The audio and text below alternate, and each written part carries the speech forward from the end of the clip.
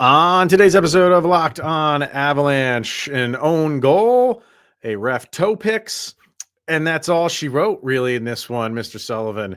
Avs lose to the Maple Leafs 2-1. Let's talk about it. New episode of Locked On Avalanche coming at you.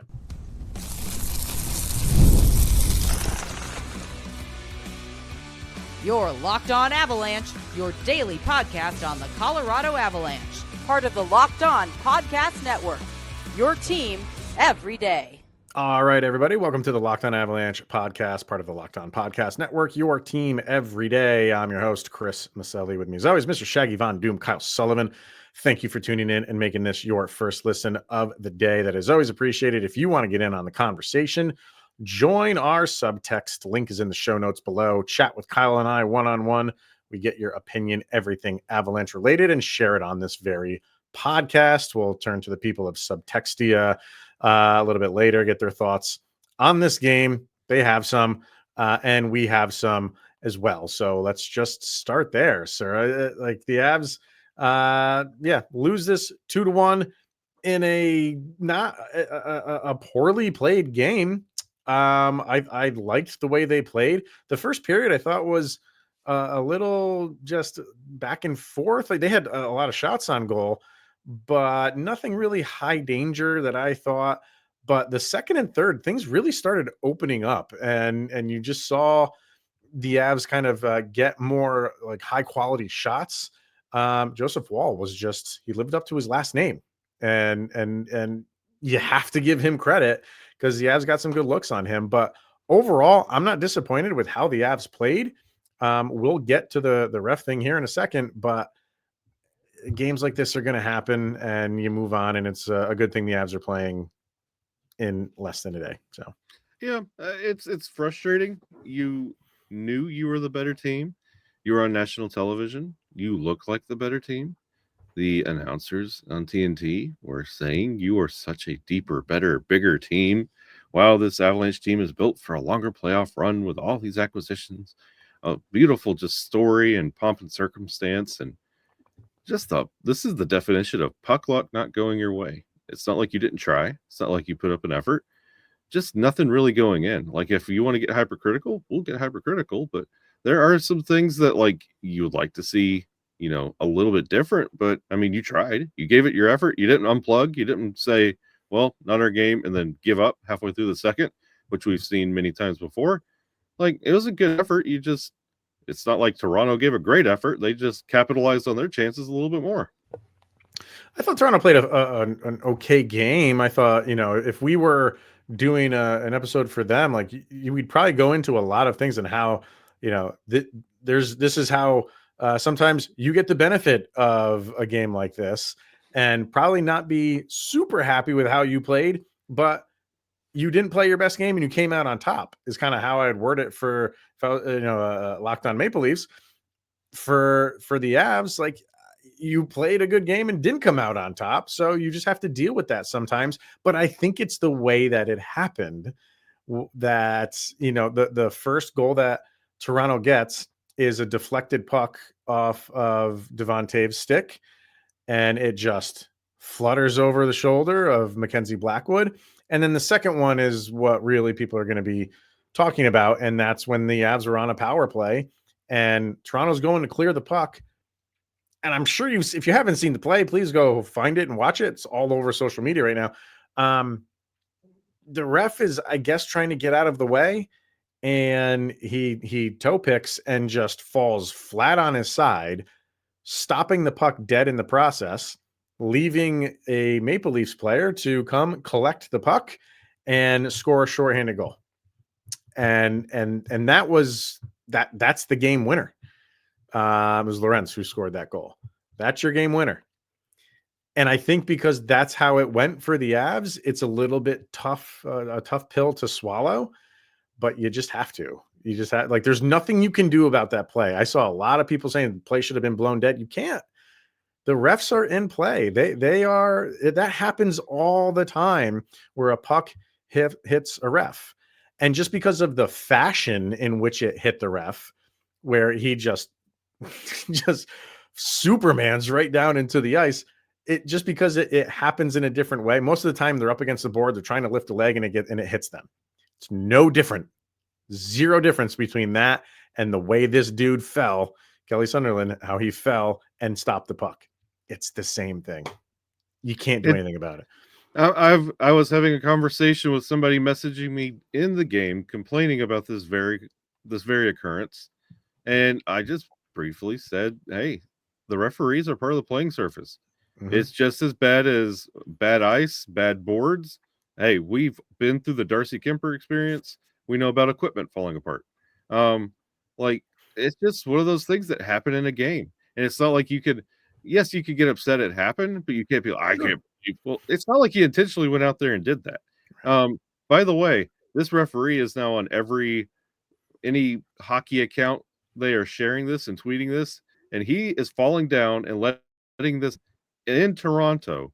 That's probably not how this referee wants to be remembered, No. but that's how he's getting his 5 seconds of fame, and it's not ideal. But anytime, Chris Maselli, we have done this for quite some time. Anytime it comes down to a referee, a call one way or another, or not at all, I always preach it shouldn't be in that situation. You can say that. I mean, it's tough for the Avs to say, like, it's tough to not be in that situation because they had nothing to do with it. But I'll take what you're saying and kind of like word it this way. That happened with like 16 minutes left in the game. You had plenty of time to get back into this thing. Yeah, that's what I'm saying. Like, right, with this firepower, with every episode we've done so far about the depth is this and the depth is that, and Nichushkin firing off it as he does, and he did.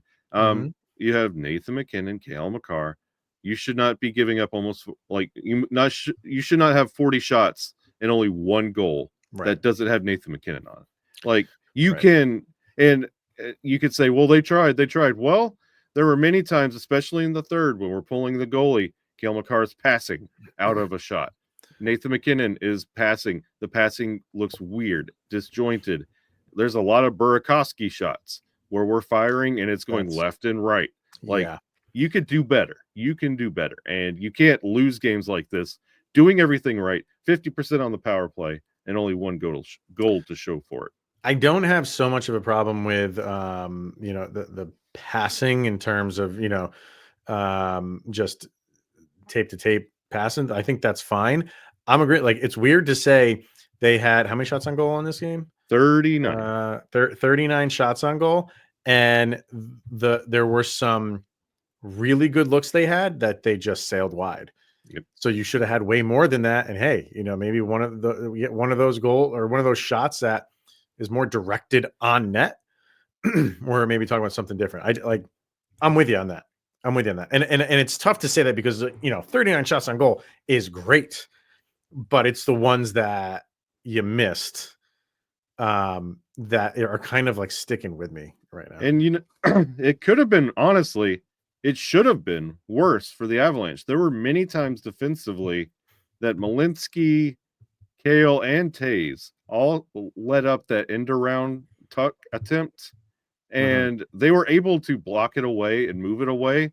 But there were so many chances. I think this is the most end around the little backhand tuck attempts I've ever seen in a game for the Avalanche this year. They got fortunate on those, but there were some clean beats and clean breaks that the Toronto couldn't capitalize on either. And the score would be a lot more lopsided when we're not talking about one referee falling on his face. They did get lucky themselves. So you have to, when you get those chances, make the best of those chances. Don't just fire for the sake of firing and say, look, we had 39 shots. When you go back and really start looking at it, you had much better quality shots that you just couldn't do anything with. We're on Money Puck right now. The interesting thing about this game, expected goals. Now, remember, it was a 2-1 game. 3.6 for the Avs, 5.4 for Toronto. Yikes. So really, both goalies were really dialed in. Wall was just incredible.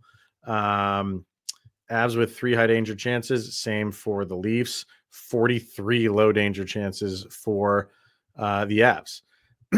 and I think you saw they struggled to. They were doing fine getting the puck into the offensive zone. They had, I wouldn't say like they didn't have one of those shifts where you're just making Toronto exhausted and keeping it in the zone for approaching 2 minutes or something like that.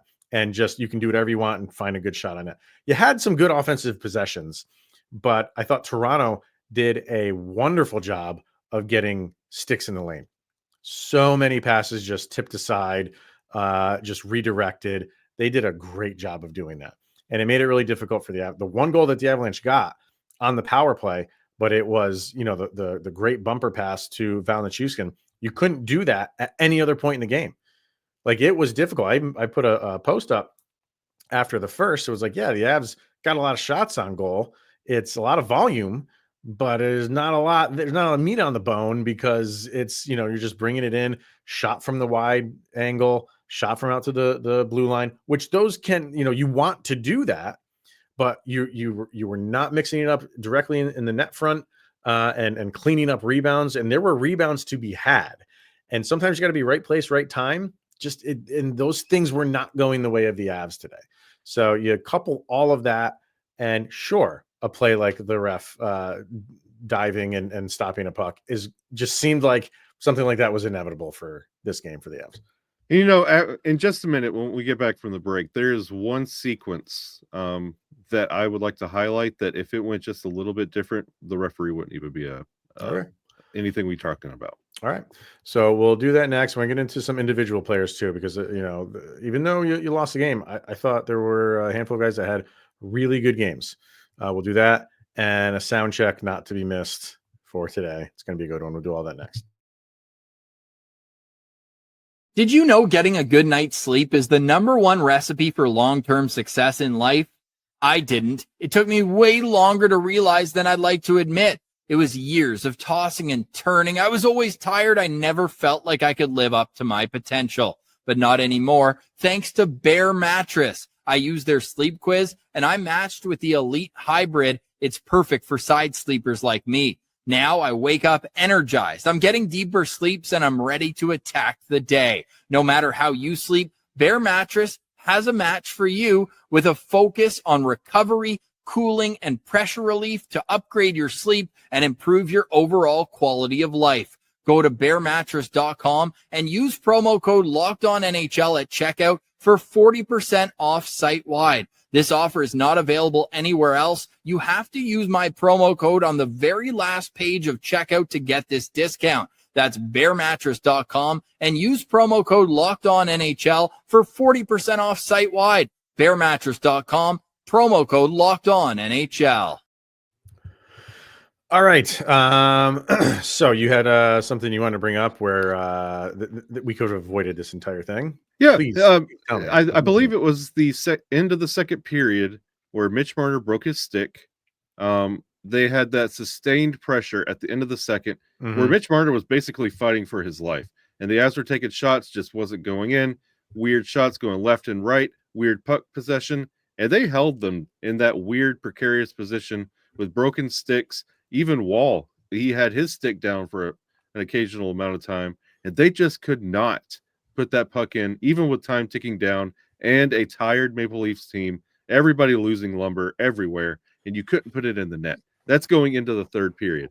And that visualization of Mitch Marner throwing his head back, sucking wind, just trying to survive, like that's an opportunity that in hindsight, that's what you really need, because it's a different game going into that third, different momentum and a different vibe, where honestly a referee falling down for a shorthanded opportunity probably doesn't come into play, because the tempo and the chippiness is in a different stratosphere almost.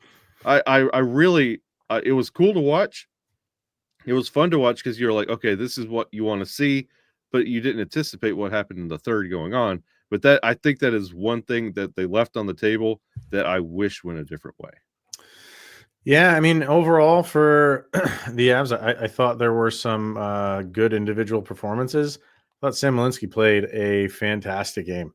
And you could tell he kind of built off of that 2-on-1 that the Maple Leafs had, and he goes down on his stomach and just swipes that puck away from Nylander. Yeah. Wonderful play and then that just, you do something like that for a guy in his position, earlier in the game, that just catapults you for the rest of the game. That just gives you a boost of confidence. And you saw it. He's been playing really, really well as of late. I know the Avs got EJ back, and that was the I think that was the pairing, the two of them tonight. Yeah. Mm-hmm. But he's looked really good. So I thought he had a good game. On the flip side of it, I'm not saying Brock Nelson had a bad game.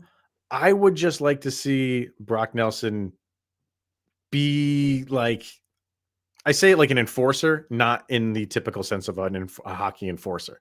Be noticeable. Be, somebody that's driving plays and mixing it up in the net front and scoring a goal. Like, let's get your first goal here, man. Like, I don't have concern with him, but the problem here is the position that he came into play. Avalanche fans just feel slighted by anybody playing this position that's not named Nazem Kadri. So the longer it goes before he really stakes his claim and has that moment as like, okay, now I am a Colorado Avalanche. The longer, the question, not the longer the questions are going to go, the questions are going to come a lot quicker. And it's not him. Like, he's established. We know what he can do. It's not like he's lost all like the ability to be a difference maker. He just played with one team for 12 years. It might take longer than we really want to allow him to really get going. And again, I don't think he played poorly, but when you're on that second line, you want to be responsible for getting that go ahead goal or go ahead assist that leads to a goal. And it just didn't happen right now. So I'm turning to guys like him. Like, we're turning to a lot of guys. When you're down 2-1 and you need a goal, there's so many names that you can point to. I was looking at him like let this be your moment right now where, hey, Brock Nelson is the one that tied this game up or was responsible for helping to tie the game up. Hasn't really happened yet, but I think he'll be fine, and I think it'll get there.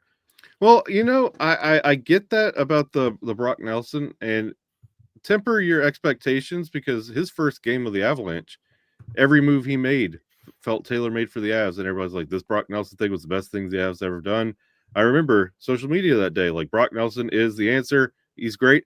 And in this game, he had a wonderful no-look pass. Yeah. As soon as he got into the zone to set up Nichushkin, and it did not pan out in that instance, but he's getting comfortable. He's not going to be that 60-point Brock Nelson that everybody keeps thinking, like a Nas replacement. Give him time, and especially wait for the playoffs, because I think that's where it's going to come. But when you have, when you are in these situations, these big name, like network television games, I once again, Nathan MacKinnon, hey bud, I need you to put something in the net. I need you to, like, yes, you got the assist on Nuke's goal, but that was power play. Like, I need you to step up and show us why you are the first face you see on every graphics package for Avalanche games coming up. These are the games I want you to take over. We haven't seen a takeover in a while. And Nathan MacKinnon, this is on you. Go out there and take that puck and put it home. I know you've been getting bumped down, bumped around, and you've been withering around and grabbing your helmet. And it's 2 games in a row that you've been doing that. So I need you to step up a little bit. Like, I know we want to go to the easy new guys and start calling out Coyle and Nelson and what's going on with here and here. But we also got to start calling, like, Nathan MacKinnon, this is your team. You got to start putting it in the net. If you want to be that goal scorer and have that swagger, you got to earn it too. 6 shots for him tonight. And it's tough being Nathan MacKinnon, because, like, there's a lot of times where he gets that head of steam. And I thought Toronto did a really good job. He tries to make those moves like in center ice and just split defenders. It's so tough to do that in this sport. He makes it look like a little bit easier than other guys. Like him and McDavid just can do it, and you're just in awe of that stuff. But I thought Toronto did a really good job of just not letting him get behind them, because then you're done. Yep. And he tries to make that move where he'll slide it either between two defenders, slide it between their legs and kind of just scoot around them. Toronto wasn't having it. They weren't having it. So, but Nathan MacKinnon is the type of guy where he's going to keep doing that because that's what works for him. And that's what has worked for him his entire career. So if it doesn't work one or two times, he's not going to change his whole dynamic and just be like, hey, let me do some different things here. But he's not one dimensional. He'll do 10 different ththings on the ice. And if you can stop all 10 of them, then, congratulations to you. But it seemed, like, I mean, I don't have a problem with the way he played. I thought he was great. But is it, Wall was just stopping everything. So he had a couple moments. He had a couple moments where he could have put him in. I don't fault him because he's the best player in the league. And it's just, sometimes they're not going in for you and they're not going in for anybody. Well, you've got back-to-back games where you talk about look at the depth. You don't need Nathan MacKinnon to score. You don't need Nathan MacKinnon to score. Well, this is a game you do. And those are the instances I get. He's an assist king. He can score when he wants. Well, you got to make up your mind of these kind of instances because guess what? You still need to win these games and you need to carry that momentum. And then you got to play Ottawa tomorrow. Mm-hmm. So you got to figure something out. I mean, we're not that far removed when he had a 5-point game. So, I mean, he's capable of doing that stuff. So, I get what you're saying. Like when it's a game like this and it's a grind, you want someone like him to be like, I got you guys. And it's not for a lack of trying.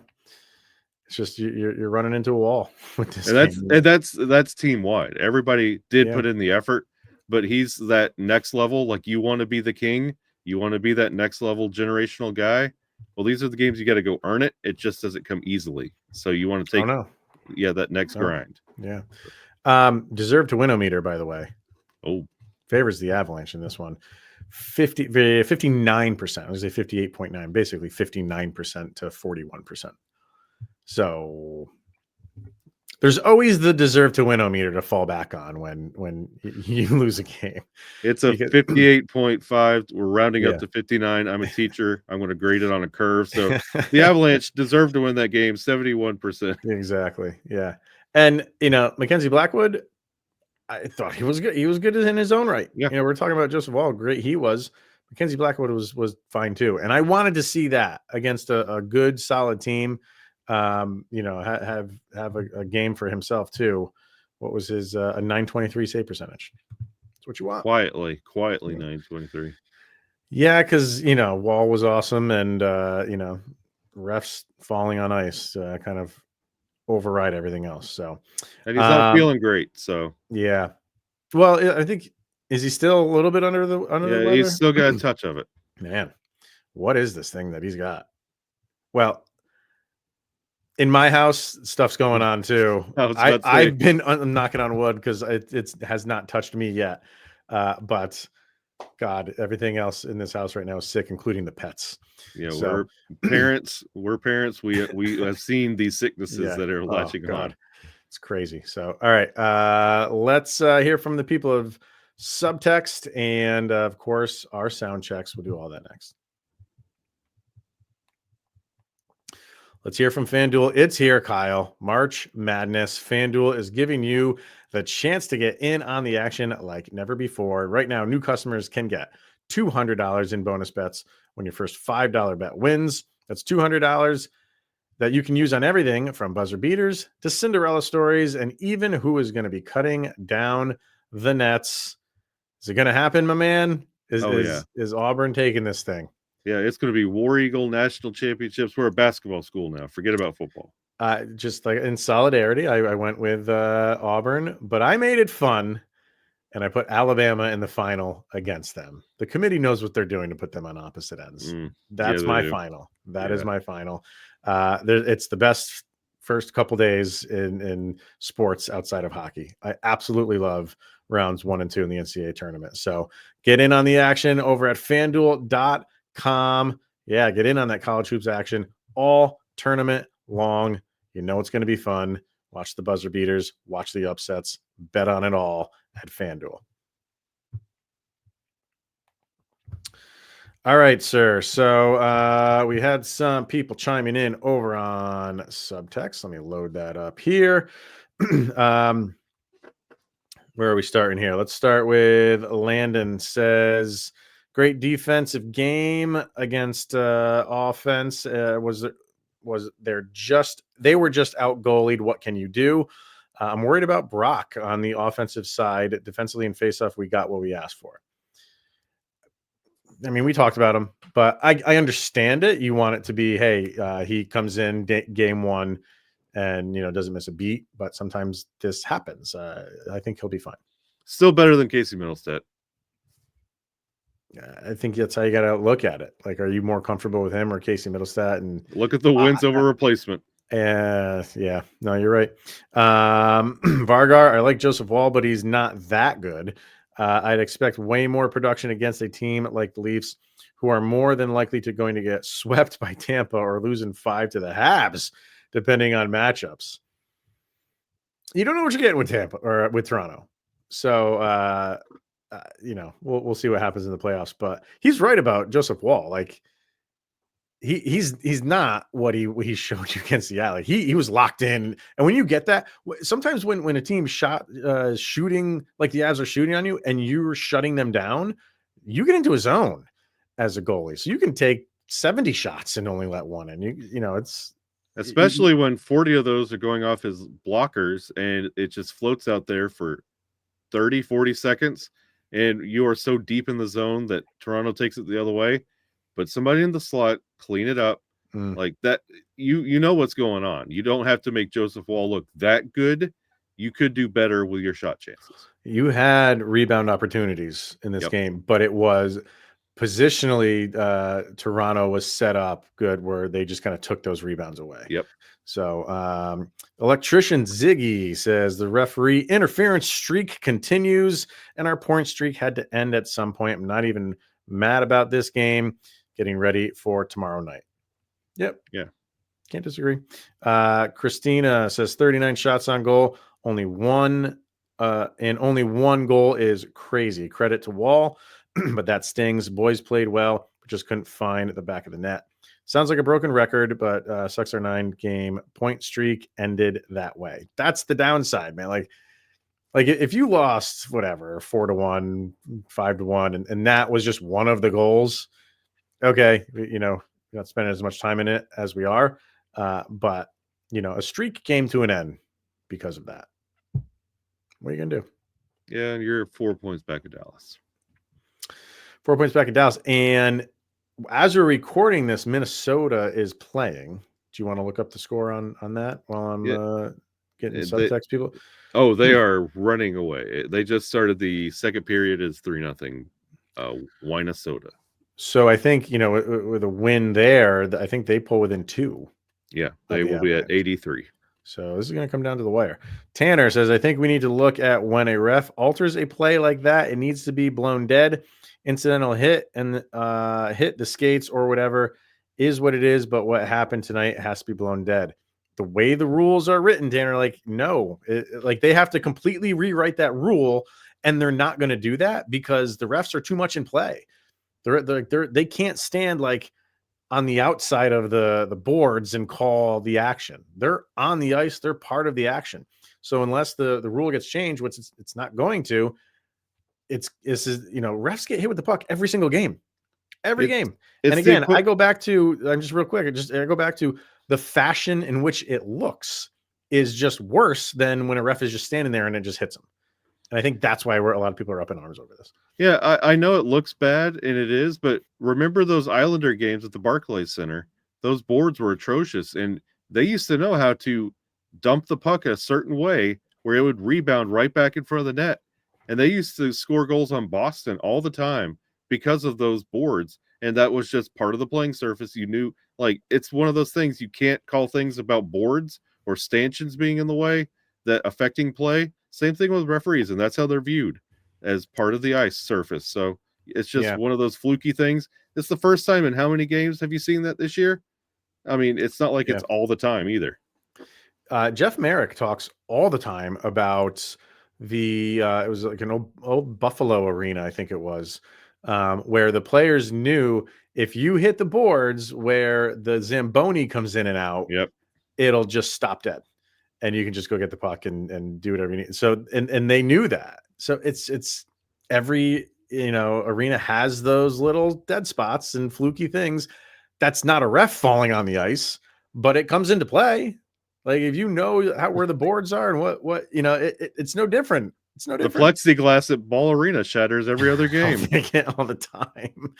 All the time. Cody says, I have good news and I have bad news. Bad news. We lost because of puck luck, which is the most infuriating way to lose. A bounce from our own stick and a ref skate affecting the play for the second game in a row is ridiculous. Good news is that team needs puck luck to beat us. Yeah. The bad news is we're not getting any puck luck going our way. Yeah, I mean, I think it maybe feels that way because of the way that's happened the past couple games, but I can't say you're wrong. So. Yeah, grand scheme of things, really nothing changes with this win or a loss, so it's okay. We'll be all right. Kay says, what a disappointing outcome. They played the better game and got goalied again. I wonder what the DraftKings money line on, or we do FanDuel here. Okay, sorry. Yeah. On ref being directly responsible for a goal against 2 games in a row. They probably don't even have them up there. You know what? I'm just happy this game was 2-1 and Panger lost his stupid bet. Yeah. Oh yeah, because he thought it was going to be like over your 10 point your 10 goal game, and it was not. Whatever. And finally, Brandon just says, "Damn refs." That's all. Be mad at them. I'm not saying don't be mad at them. Like you don't. At least in subtext world, you're not hearing a lot of. Tanner said it. Like he thinks the play should be blown dead. It's not going to. So I'm curious to see what the comments on YouTube are going to be, because I feel like this is one of those things where if it goes against you, change the rule, blow the play dead, and if it benefits you, hey, that's just Dems the brakes is the other side of this. I mean, really where it falls. You watch it, you see him falling, and then the puck just kind of collect into him. He didn't mean to do it. Like it just, it was a fluke thing. And hey, if it went the other way and we missed an offsides because of it, and the ref was down, we'd be upset. But like, you've got to feel bad for him. Just have a little bit of a heart. I do. I totally do. Because they don't refs. We always say like you don't want refs to influence the game. And when we say that, we're talking about their calls or their non-calls. Yeah. Not this. Not this. So no, I do. I feel terrible for that. And I can guarantee you he feels horrible right now. Yep. So all right. Last bit of business that we got to do, and that is our sound check, where we both pick a song that summarizes the most recent game. Put these songs up on a playlist over on Spotify, which you can follow along. Just search LOA Soundcheck Volume 4 is what these songs go on. What do you have for this one, sir? Easy. I mean, what better way to summarize this game than the stars of Blues Brothers 2000, Blues Traveler? Mm-hmm. But anyway. Love that song, by the way. Yeah, the game, it happened. But anyway. You got Ottawa. Yeah. Like, whatever. Like, it wasn't, you gave a passable effort to a good effort. Like, there are things you could have changed. You lost. Really, what changes? Hey, if anything, you overinflated Toronto's confidence. Like, as soon as that game was over, I saw people, do I believe in Toronto again? Go ahead. See how that pans out. Like, if you had to get a own goal and a referee to help you beat the Colorado Avalanche, you're not going to have that the next game. So, go ahead, believe. See how far that gets you. Well, we talked about it a lot on this episode, and the goals that Toronto got. I think there's only one way to answer that, and you're gonna like this one, Kyle. We're going Disney. Oh, we're going Disney. Kyle perked right up. We're not only going Disney, we're going your boy, Dwayne "The Rock" Johnson. Oh boy, from Moana 1, and this is You're Welcome. Fantastic. Because that's literally like what else can you say? Like, you should be saying, we should be saying you're welcome to Toronto because and the refs should be saying you're welcome. Everybody should be saying you're welcome to Toronto because that was a gift. That was a gift. So and you woke the boys up for this Ottawa game. So as they end the song, and thank you. And thank you. Yep. I'm going to need that boat. So, all right. That is going to wrap it up for today, everybody. So yeah, we'll be back tomorrow to talk about the game in Ottawa. Can we get 3 in a row where refs block a puck or do something crazy? I'll never get a 10 spot. I'm done claiming 10 spot. Yeah, your 10 spot's going to be 10 games in a row of the refs blocking a puck. What can happen is, wasn't it 3 games in a row? Logan O'Connor had 3 shorthanded goals in a row. So, well, can there be 4 games in a row where the refs influence a goal in blocking a puck? Let's see. What a ride. What a ride. So tune in to that one tomorrow. But for this one, thank you for making this your first listen of the day.